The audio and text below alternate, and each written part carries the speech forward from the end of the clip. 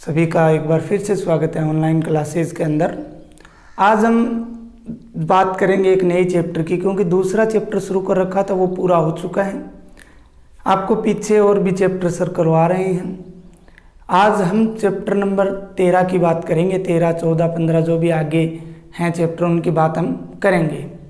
Chapter बड़े easy हैं, लेकिन अगर ज़्यादातर नंबर उन्हीं में कटते हैं तो उनको ध्यान से दैनिक जीवन की बातें उनके अंदर बताई गई हैं, तो उनको बहुत ही हमें ध्यान लगाकर पढ़ना है और उनको समझना है, नहीं कि रटना है, क्योंकि वो हमारे दैनिक जीवन में भी बहुत काम की बातें हैं।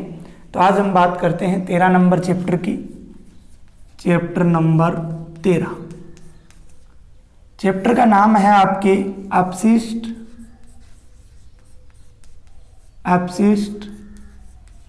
एवं इसका प्रबंधन। इसका प्रबंधन अर्थात वेस्ट एंड इट्स मैनेजमेंट।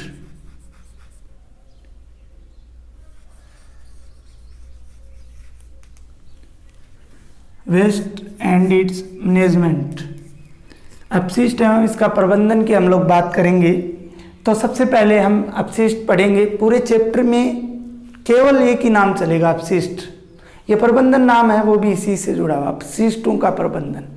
पूरे चैप्टर में देखो, चैप्टर का जो नाम होता है वो किसी ना किसी प्रकार से लिंक रखता है पूरे चैप्टर से, और उसको कॉमन मान के चैप्टर का नाम जो है वो दिया जाता है। तो आप ऐसा समझिए, कोई भी एग्ज़ाम जब होती है उसके अंदर, मान लीजिए साइंस का जो पेपर होता है, तो उसमें आपको हर जो चैप्टर है उसका नाम जो है वो आपको आपके पेपर में मिल जाएगा, चाहे उसका कोई ना कोई अंश क्यों ना हो। तो चैप्टर को नाम को समझना बहुत ज़रूरी होता है। सबसे पहले हम वही काम करेंगे और हर चैप्टर के पहले हम वही काम करते हैं, अपशिष्ट व इसका प्रबंधन। सबसे पहले बात आती है अपशिष्ट की, कि अपशिष्ट जो है वो होते क्या हैं। ठीक है, जिन्हें वेस्ट बोलते हैं। आपने सुना होगा कि ये वेस्ट हो चुका है, इसको फेंक दो। ठीक है, किसी भी प्रक्रम में हमने, किसी भी क्रिया में या किसी भी प्रक्रम में हमने कोई वस्तु काम में ली, काम में लेने के बाद वो अब हमारे काम नहीं आ रही है, तो उसको हम क्या करते हैं, अनुपयोगी समझकर फेंक देते हैं। अनुपयोगी समझकर क्या कर देते हैं, फेंक देते हैं। अब वो फेंके हुए पदार्थ न कि उपयोगी वस्तु रहे हैं, बल्कि क्या हो जाते हैं, अपशिष्ट हो जाते हैं। तो अपशिष्ट की सीधी सी परिभाषा यही है कि उपयोग में लेने के बाद पदार्थों को अनुपयोगी समझकर फेंक देना ही क्या कहलाता है, अपशिष्ट कहलाते हैं। अर्थात ऐसे पदार्थ जो अनुपयोगी हो चुके हैं, जिनको हम घर से बाहर निकाल देते हैं, वो अपशिष्ट कहलाते हैं। अपशिष्ट बहुत सारे अपशिष्ट हैं, जैसे कि हम घर की बात कर लेते हैं। हम काफ़ी स्रोत या सोर्स पढ़ेंगे अपशिष्टों के, लेकिन हम नॉर्मल तरीके से अगर बात करें हमारे आसपास, तो घर में रोज़ाना प्रतिदिन सफाई होती है सुबह सुबह, तो उसमें बहुत सारा धूल मिट्टी के अलावा भी बहुत सारे जो पदार्थ हैं वो निकलते हैं। जैसे कागज़ हैं, गत्ता है, कोई प्लास्टिक है, कोई सब्जी के छिलके हैं, फल फ्रूट के छिलके हैं। ठीक है, बहुत सारे ऐसे मटेरियल जो है वो निकलते हैं, उन्हीं को क्या बोला जाता है, अपशिष्ट बोला जाता है। तो आज हम बात करेंगे इस अपशिष्ट की। अब प्रबंधन क्यों नाम दिया गया? अपशिष्ट जो हैं वो बीमारियों का घर है। अपशिष्ट जो हैं वो पर्यावरण प्रदूषण के लिए बहुत हानिकारक हैं। अपशिष्ट जो हैं वो हर जीव के लिए हानिकारक होते हैं, इसलिए इनका हमें प्रबंधन करना अति आवश्यक है। इसीलिए इस चैप्टर का नाम रखा गया है अपशिष्ट एवं इसका प्रबंधन। तो बात करते हैं सबसे पहले अपशिष्ट से। तो इसकी परिभाषा मैंने आपको बता दी, इसके बाद आगे बात करते हैं। ये आपको मैंने बता दिया कि अनुपयोगी पदार्थ, अनुपयोगी समझकर उनको जो फेंक दिया जाता है अपशिष्ट, बहुत से प्रकार आपको भी बता दिए। ठीक है, उन अपशिष्ट की बात होगी, परिभाषा आए तो आप लोग लिख सकते हो। अब हम बात करते हैं अपशिष्ट के प्रकारों की। किसकी बात करते हैं? अपशिष्ट के प्रकारों की, टाइप्स ऑफ वेस्ट। अपशिष्ट के प्रकारों की बात करते हैं तो देखिए अपशिष्ट के जो प्रकार हैं वो प्रकृति के आधार पर अगर हम बात करें, अपशिष्ट की प्रकृति के आधार पर अगर हम लोग बात करें तब तो तीन प्रकार के अपशिष्ट पदार्थ होते हैं। कौन कौन से? एक तो ठोस पदार्थ, एक तरल पदार्थ और एक गैसीय अपशिष्ट पदार्थ। प्रकृति गैस अपशिष्टों की प्रकृति, ठीक है, कि ठोस हैं कि तरल हैं कि गैसीय हैं, तब तो ये 3 प्रकार के हो गए। लेकिन अगर हम अपघटनीय क्रिया की बात करें, अपघटन का मतलब होता है, जैसे मान लीजिए एक भी कोई मटेरियल है, अपघटन का मतलब समझाता हूँ, एक भी कोई मटेरियल है, इसका अपघटन होता है तब ये ए और बी में टूट जाता है, ए और बी में टूट जाता है, ठीक है, अर्थात किसी चीज के टुकड़े करना अपघटन कहलाता है। तो अपघटन क्रिया के आधार पर जो अपशिष्ट पदार्थ है उनको कितने भागों में बांटा गया है? 2 भागों में बांटा गया है। फर्स्ट है जैव निम्नीकरणीय अपशिष्ट और दूसरा है अजैव निम्नीकरणीय अपशिष्ट। बिल्कुल इजी हैं, बहुत बार पूछे गए हैं परीक्षा में। तो सबसे पहले हम जो बात करेंगे वो बात करेंगे जैव निम्नीकरणीय अपशिष्ट की, उसके बाद में बात करेंगे अजैव निम्नीकरणीय अपशिष्ट की। जैव निम्नीकरणीय अपशिष्ट की जब बात करते हैं तो ये ऐसे अपशिष्ट पदार्थ होते हैं जिनका जैविक कारकों द्वारा अपघटन हो जाता है। बायोलॉजिकल फैक्टर्स द्वारा अपघटन अगर हो जाता है तो उन्हें क्या बोलेंगे हम? जैविक कारकों द्वारा जिनका अपघटन हो जाता है, ऐसे अपशिष्ट पदार्थ क्या कहलाते हैं? जैव निम्नीकरणीय। फिर ऐसे होंगे कौन से?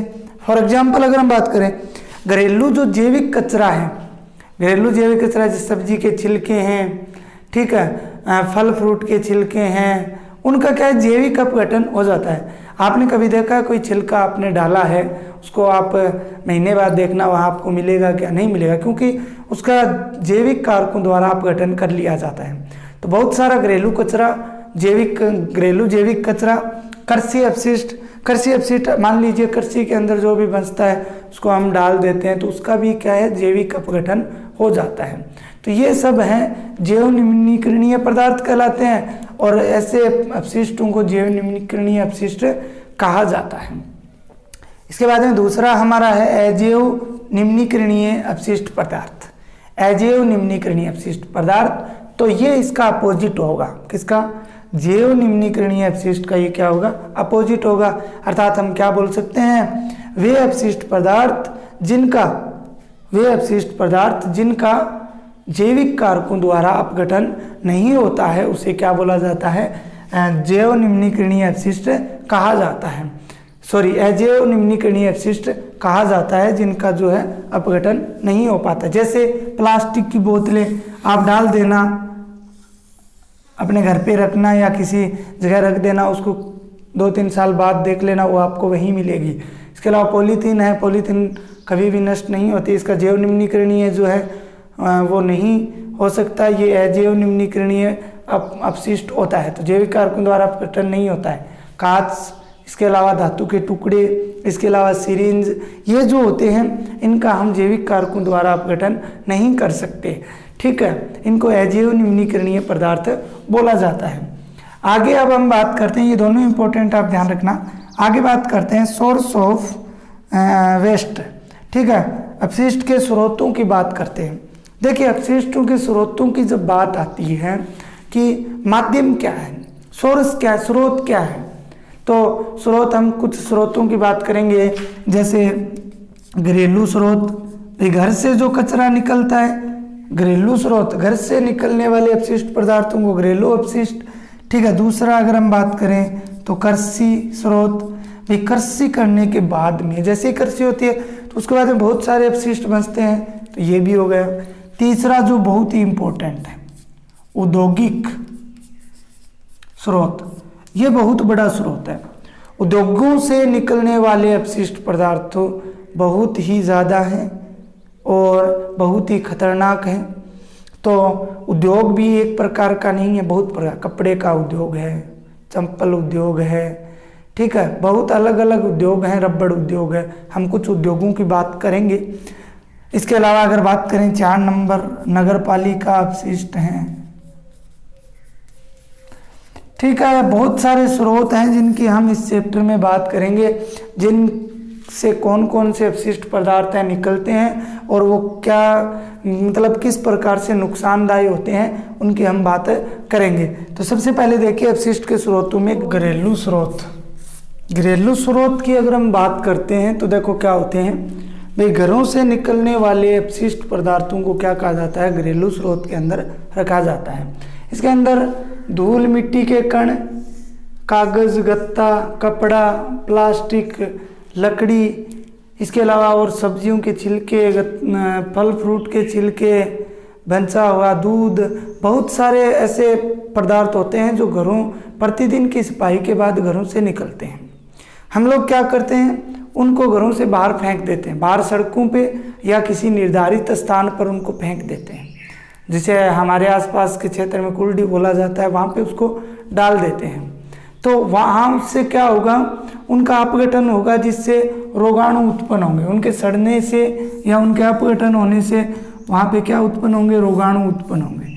आप जब उनके पास से गुजरोगे तो आपको अलग ही स्मेल आएगी, ठीक है, गंध है वो अलग ही आएगी, ठीक है। सड़ने से रोगाणु उत्पन्न होंगे और ये रोगाणु ऐसे होते हैं जो दिखाई भी नहीं देते, जो शरीर में प्रवेश कर जाते हैं, जो क्या है, रोग का कारण बनते हैं।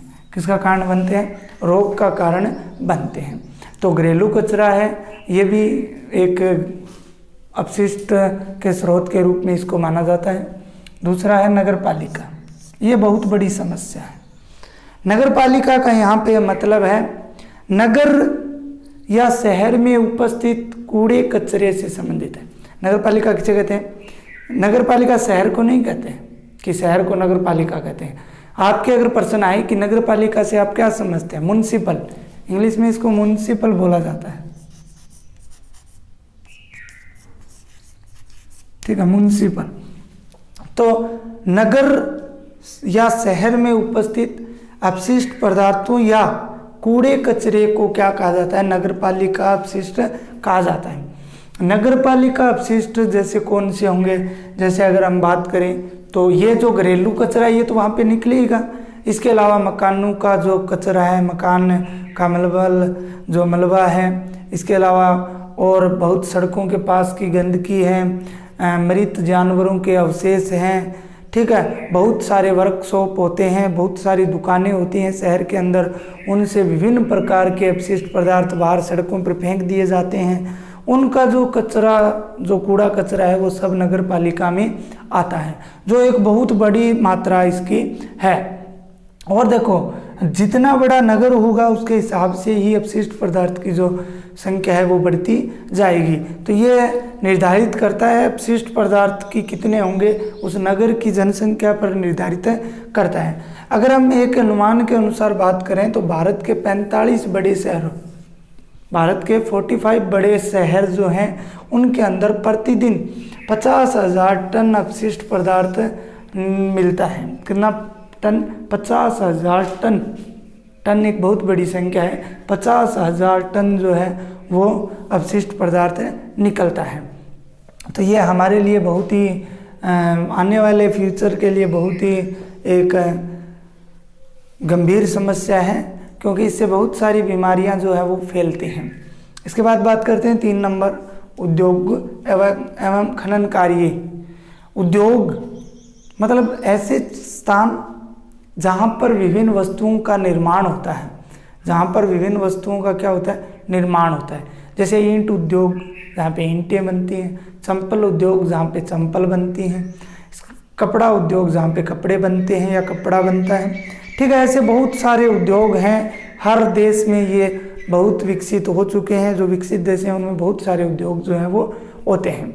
खनन कार्य का मतलब है, खनन कार्य मतलब खुदाई या खानों से, ठीक है। तो उद्योगों के अंदर से धातु के विभिन्न टुकड़े निकलते हैं, रासायनिक पदार्थ निकलते हैं, बहुत सारे विषैले ज्वलनशील पदार्थ निकलते हैं।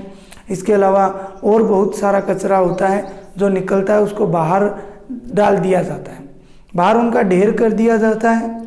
ढेर करने के बाद में वो काफ़ी स्थान को रोक लेते हैं और वहाँ का जो पर्यावरण है उसको प्रदूषित कर देते हैं, पॉल्यूशन जो है उसको फैला देते हैं, जिससे वहाँ के आसपास के पशु पक्षी अर्थात पशु पक्षी तथा मानव को उससे बहुत हानियाँ होती हैं या वो विभिन्न रोगों से ग्रसित हो जाता है। तो ये उद्योगों से प्राप्त है। खनन कार्य की बात करें तो खानों से निकलने वाले जो भी अपशिष्ट पदार्थ है उनका ढेर लगा दिया जाता है, विशाल ढेर लगा दिया जाता है, जो भी एक उसी प्रकार की समस्या है जैसे उद्योगों की समस्या है।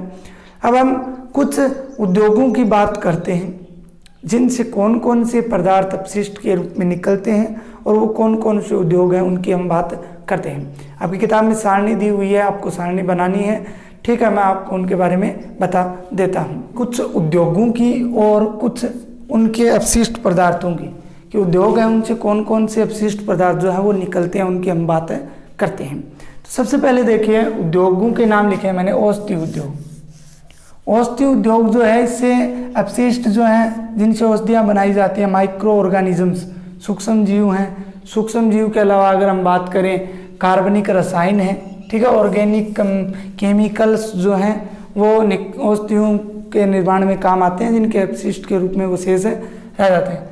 कपड़ा है तो कपड़ा रेशे से बनाया जाता है और रेशा और जो व्यर्थ कपड़ा रहता है खराब हो जाता है वो कपड़ा सब किस में आता है, अपशिष्ट के अंदर आता है, ठीक है। इसके बाद अगर हम बात करें रासायनिक उद्योग की तो रासायनिक उद्योगों के अंदर कच्चा माल, अंतिम व प्रारंभिक जो उत्पाद होते हैं वो, ठीक है, वो अपशिष्ट पदार्थों के रूप में रह जाते हैं। अंतिम व प्रारंभिक उत्पाद जो हैं वो भी इसी में आते हैं, ठीक है। इसके बाद अगर हम बात करें पेट्रोलियम, पेट्रोलियम के अंदर शोध रसायन जो जितने भी हैं वो इसी में आते हैं। इसके बाद अगर हम बात करें उर्वरक की तो उर्वरक के अंदर बहुत सारे ठोस पदार्थ जो हैं वो शेष रह जाते हैं। उर्वरक उद्योग, तापीय ऊर्जा संयंत्र की तो इसमें उड़ने वाली राख, ठीक है, उड्डयन राख जो है वो अपशिष्ट पदार्थ के रूप में शेष रहती है। रबड़ या रबड़ उत्पाद उद्योग जो है उनके अंदर रबड़ जो है वो शेष रह जाता है। ये कुछ उद्योग थे, औषधि उद्योग, कपड़ा उद्योग, रासायनिक उद्योग, पेट्रोलियम उद्योग, उर्वरक उद्योग, तापीय ऊर्जा संयंत्र उद्योग, ठीक है, रबड़ या उत्पाद उद्योग, ठीक है, इनके अपशिष्टों की बात की। अब आपके इनके लक्षण और दे रखे हैं, लक्षण आप लोग देख लो, मैंने अभी लिखे नहीं है, लक्षण आप लोग देख लो। लक्षण आपको अभी स्क्रीन पे देखो दिखेंगे। पहला अगर हम बात करें, सबसे पहले अगर हम बात करें किसकी, औषधि जो उद्योग है उसके अंदर वाले जो हैं वो निलंबित एवं घुलित कार्बनिक पदार्थ होते हैं, जबकि कपड़ा उद्योग की बात करते हैं तो वो क्षारीय निलंबित पदार्थ होते हैं। रासायनिक उद्योग की बात करते हैं तो वो विषैले, अम्लीय, क्षारीय, ज्वलनशील प्रकृति के होते हैं। और पेट्रोलियम उद्योग वाला आपको पता ही है कैसे होते हैं, तेलीय व अम्लीय होते हैं। उर्वरक में कैल्शियम व कैल्शियम सल्फेट के अवशेष मिलते हैं। तापीय ऊर्जा संयंत्र में इसके अलावा बहुत सारे सिलिकेट्स और लोहा ऑक्साइड आदि मिलते हैं। जबकि हम रबड़ उत्पाद की बात करते हैं तो उच्च क्लोराइड, रबड़ आघूर्ण आदि जो आचूर्ण है वो मिलते हैं। तो इस प्रकार से अगर हम बात करें तो हमारे ये जो स्रोत हैं उनके हमने कुछ स्रोतों की बात की, इसके बाद कृषि अपशिष्टों की बात भी हम करेंगे, वो हम